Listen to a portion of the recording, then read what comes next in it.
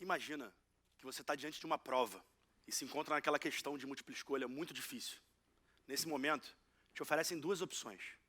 A primeira, dá aquela olhadinha na resposta de quem sentou por acaso ao seu lado. Normal, né? A segunda, saber qual é a resposta que foi dada pela maioria das pessoas que responderam essa mesma questão nos últimos 3 anos. Você sabe, né? A resposta escolhida pela maioria é muito mais confiável do que a resposta de alguém que você nem conhece e muito menos confia. O que eu estou falando aqui, na verdade, é sobre um mecanismo de confiança aumentada, que parte da ideia de que a verdade é dada pelo consenso da maioria. E esse mecanismo é implementado por uma tecnologia que promete revolucionar o mundo. E essa tecnologia se chama blockchain. Mas vamos devagar, né? Do início. 2008, o mundo vivia uma grande crise do sistema financeiro. As pessoas muito céticas, desconfiadas, não confiavam nos governos, não confiavam nas entidades, não confiavam nos bancos, certamente não confiavam na previsão do tempo. Nesse momento, um cara, que até hoje ninguém sabe quem é, propôs a ideia de um dinheiro eletrônico, que funcionaria sem nenhuma intervenção de governos ou de bancos. Lembra da ideia do consenso da maioria, né? Então, toda a informação sobre a transação desse dinheiro, sobre o saldo das pessoas desse dinheiro, ficariam armazenadas e validadas pelos próprios participantes desse sistema. Que a gente está diante, então, desse mecanismo de confiança aumentada. E esse sistema, ele veio ganhando cada vez mais adeptos, participantes acreditando nele, foi implementado como tecnologia. E essa tecnologia hoje, com esse número de adeptos, cada moedinha desse dinheiro eletrônico vale hoje milhares de dólares. Vocês já devem ter ouvido falar do Bitcoin, né? Perfeito. Mas vocês devem estar aqui agora parando para pensar, né? Caramba, tanto dinheiro, milhares de dólares fluindo, sem ninguém responsável por isso. Como é que esse mecanismo de fato funciona? E eu tenho uma forma de começar a introduzir essa explicação para os meus alunos em sala de aula, brincando exatamente com a ideia da autoridade que está na sala de aula. Então, quem é a autoridade na sala de aula? Pelo menos na minha, graças a Deus, o professor. E uma das maneiras dele exercer autoridade é exatamente fazendo a sua chamada de presença de cada aluno. Então, vamos imaginar como é que essa chamada poderia ser feita sem uma autoridade, ser distribuída, acontecer de forma fluida entre os próprios alunos, os próprios participantes desse sistema. Para isso, a gente distribui um número aleatório para os alunos. Muito simples, mais fácil fazer a chamada pelo número do que pelo nome, para ficar mais didático. Segunda coisa, se a gente vai descentralizar o poder, não adianta substituir o professor por um aluno. A gente continuaria tendo uma autoridade ali naquele ambiente, mesmo que não seja o professor. Então, a gente precisa convidar voluntários, participantes, ou seja, alunos, que possam fazer essa chamada no lugar do professor. Então, eu convido de forma voluntária 5 alunos para fazerem essa chamada. Então, o poder não está mais na mão do professor, ele está distribuído nesses alunos. E aí, óbvio, né, a gente vai ter 5 alunos anotando ao mesmo tempo. Se eu não combino uma forma dessa anotação acontecer, vai virar uma bagunça. Então, a gente precisa estabelecer uma forma comum, um consenso comum de como essa anotação vai acontecer, essa chamada vai acontecer. Então, vamos começar a definir algumas regrinhas para que isso não vire uma bagunça.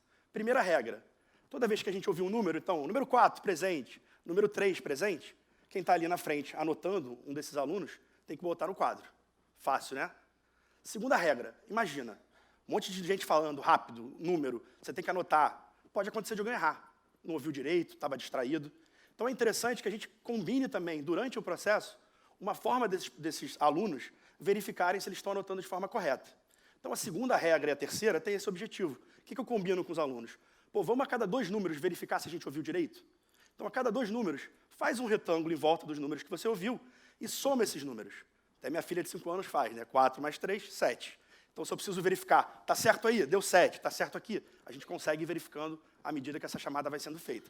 Mas para ficar mais ainda robusto esse processo de verificar se está sendo feito correto ao longo do tempo, a gente combina a terceira regra, bastante simples. Se você somou já algum número anterior, pega o número da soma do anterior e junta com o que você está somando agora. Então, por exemplo, eu já tinha lá a soma 7 dos primeiros 2 números que eu vi. Então, eu vi lá 10, presente, 2, presente, 10 mais 2, 12. Com os 7 que tinha antes, 19. Todo mundo deu 19? Deu. Então, está todo mundo fazendo a chamada de forma correta. Então, esse é o mecanismo de verificação que a gente combina. Mas quando a gente faz as coisas com o ser humano em sala de aula, é interessante fazer um pouco de competição, né? Para ficar animado ali a brincadeira e a gente começar a ver, de fato, a coisa acontecer com a dinâmica que a gente espera. Então, combina uma quarta regra muito simples. Quem fizer primeiro essa conta, ou seja, chegar no 19 e os outros aceitarem, vai ganhar um bombom, vai ganhar um prêmiozinho, sem brincadeiras diversas aí que a gente faz na sala de aula. Essa é a ideia, então. Vamos fazer essa chamada, não pelo professor, com esses quatro participantes, com esses 5 alunos que estão ali fazendo a chamada e seguindo essas mesmas regras. A coisa começa. 1 presente, 6 presente, 6, 7 com 19 antes, 26, 9 presente, 3 presente. O que acontece naturalmente, eu boto muita pressão para ter certeza que vai acontecer, alguém erra. Acha que está todo feliz que vai ganhar o chocolate, fala que calculei primeiro, ele calcula errado. E aí a mágica acontece, desse mecanismo que a gente está falando de confiança.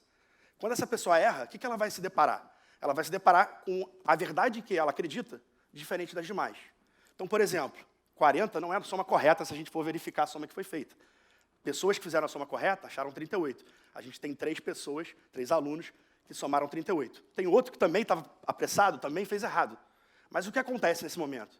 Olha a mágica do funcionamento da tecnologia. A pessoa que errou tem 2 opções.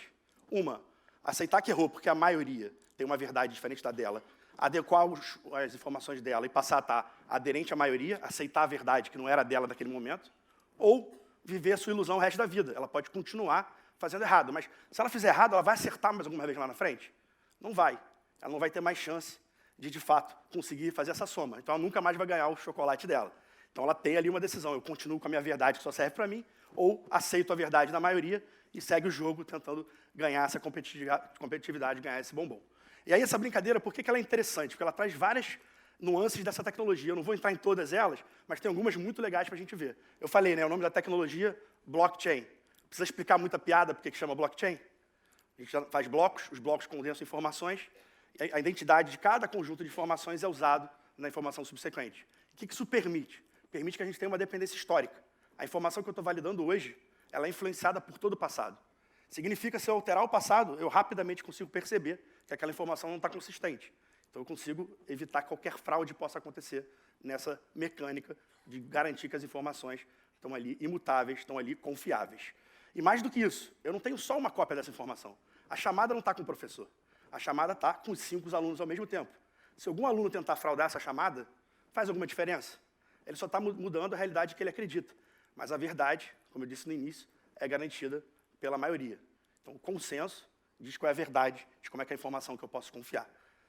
E vocês devem estar, obviamente, achando que a tecnologia não funciona com pessoas anotando num quadro.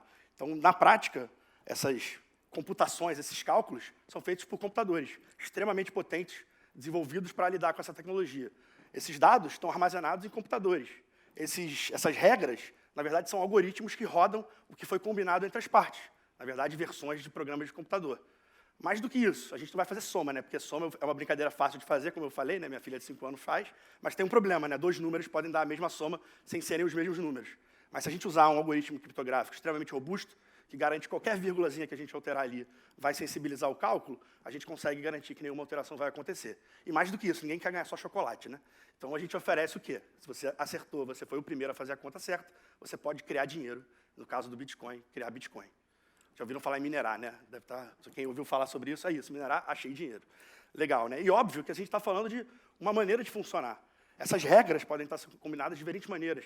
Se quem é o aluno que pode levantar, ou seja, quem pode participar desse consenso, pode estar aberto para qualquer um participar. Pode ser definido só para um conjunto de empresas. Então, todas essas nuances da tecnologia definem, na verdade, os diversos sabores em que hoje a tecnologia de blockchain está sendo implementada. Eu botei alguns exemplos aqui, então você vê que tem dezenas só nessa imagem, mas existem milhares hoje de implementações dessa tecnologia, porque não é uma só tecnologia. A tecnologia ela vem dessa ideia de desconstruir a forma que a confiança funciona hoje para esse ambiente digital. E reparem que a confiança ela é uma infraestrutura invisível que norteia essas relações da sociedade, seja ela no pessoal e talvez ainda de forma mais exponenciada ainda no ambiente digital, onde a gente não está vendo quem está do outro lado. Mas aí, parando de falar um pouquinho de tecnologia, vamos entrar um pouco na aplicação dessa tecnologia, né? Para que eu vou usar, então, essa desconstrução da confiança? Então, para isso, eu convido vocês a pensarem uma coisa que eu acho que todo mundo já viveu. Por exemplo, comprei um imóvel. Eu tenho lá um papelzinho que me diz que eu sou o dono daquele imóvel. Esse papelzinho pode ser perdido, ou ele está num cartório que pode pegar fogo. Então, a informação está centralizada da forma como ela funciona hoje.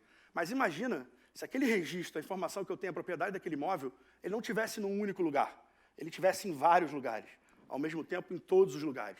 E se alguém tentar burlar essa informação, alterar a informação, entre aspas, naquele cartório, sobre a minha propriedade daquele imóvel por algum interesse pessoal, aquela alteração da informação num lugar não mudaria o consenso da maioria.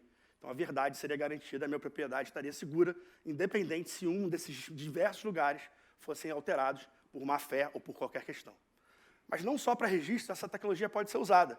Imagina um cenário onde você tem várias empresas trabalhando juntas. E aí eu trago um exemplo de uma cadeia alimentícia.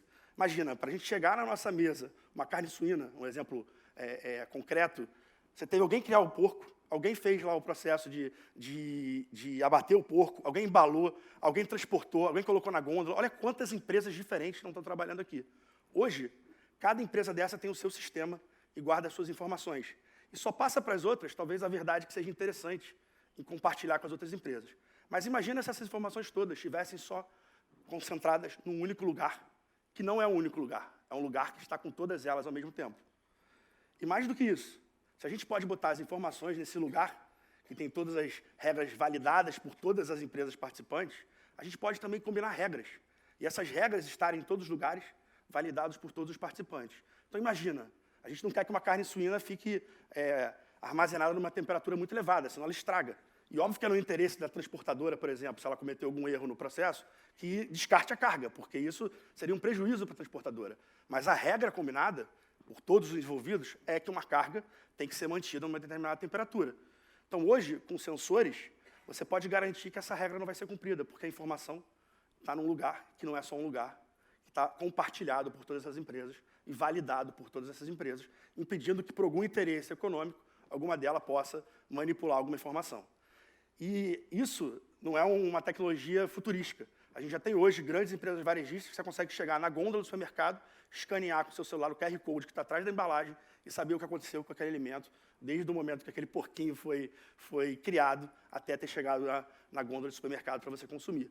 E grandes empresas de transporte estão usando também isso para o processo de importação e exportação. Imagina, quanta regra não existe para você conseguir fazer uma importação?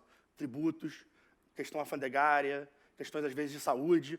Por que não todas essas regras estarem num só lugar, que não é só um lugar, que vai ser validado por todos esses participantes, tornando o processo mais eficiente? E, óbvio, como é a origem, vocês lembram, né, surgiu com o dinheiro eletrônico, hoje, esse dinheiro eletrônico não existe mais um dinheiro só. Existem mais de 3 mil ativos digitais que hoje funcionam e são transacionados através dessa tecnologia, sem a existência de um banco ou de qualquer entidade centralizadora. E esses ativos, ele tem uma característica que ele pode ser mais do que simplesmente um dinheiro. Ele pode ter regras associadas às suas movimentações, a quando você pode usar, a quando você não pode usar. É quase um dinheiro programável, como alguns autores gostam de chamar. E isso permite que você crie inúmeros modelos de negócio em cima da transação financeira. Um exemplo clássico, acho que vocês já devem ter se deparado com algum deles, os crowdfundings. Eu vou botar dinheiro para lá na frente ter direito a receber o primeiro produto, as primeiras unidades. Isso é uma regra que está estabelecida, que aquele dinheiro está carimbado para aquela regra. E se esse voucher estivesse num lugar que está sendo validado por várias empresas ao mesmo tempo, sendo assegurada que aquela regra que foi combinada tem que ser cumprida. Isso muda e cria diversos modelos de negócio e oportunidades para esse ambiente cada vez mais digital. Mas para a gente não parar por aí, né, que a inspiração é falar de futuro, falar de mudar o mundo, então não dá para usar só para tornar a empresa mais eficiente ou criar novos mercados digitais, mas imagina um cenário em que a gente queira desintermediar as relações, mudar como as relações acontecem. Aí eu trago um exemplo clássico que todo mundo gosta de usar, aplicativo para chamar transporte. Vocês já devem ter usado certamente, se bobear usaram para vir para cá. E quando você usa aquele aplicativo, a empresa que desenvolveu aquele aplicativo te dá 2 informações normalmente. Quanto custa a corrida, às vezes ela te diz, olha, está dinâmico, 5 vezes mais, 3 vezes mais. Pô, então motorista, ó, nota 5, máxima. Essa informação é você confiando nessa empresa de aplicativo. Você não tem nenhum instrumento para verificar se aquela informação é consistente ou não. Mas imagina se, em vez de ter uma empresa, a gente tivesse essas regras de como cobrar, de que motorista vai ser selecionado, de como ranquear os motoristas, colocada nesse lugar, que vai ser validado por todos. Você teria uma desintermediação na relação entre passageiros e motoristas. Isso na ficção. A gente já tem hoje aplicativos que funcionam nessa lógica de desintermediar a conexão entre passageiros e motoristas. Da mesma forma, você já tem comércio eletrônicos que o comprador e o vendedor se relacionam sobre regras. Você não precisa de uma empresa para fazer toda a campanha ali em cima da tecnologia. E acreditem, a gente já tem pesquisas e projetos que querem criar uma identidade global, sem a necessidade de governos, com todas as regras desses cidadãos colocadas através dessa tecnologia. Então, hoje, você pode ser um cidadão do mundo e não mais de uma nação ou de outra, resolvendo, talvez, problemas aí de imigração e outras questões bastante sérias aí da nossa sociedade.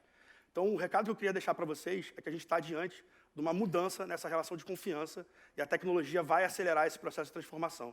Então, é importante conhecer, é importante ver e construir esse futuro. Obrigado a todos.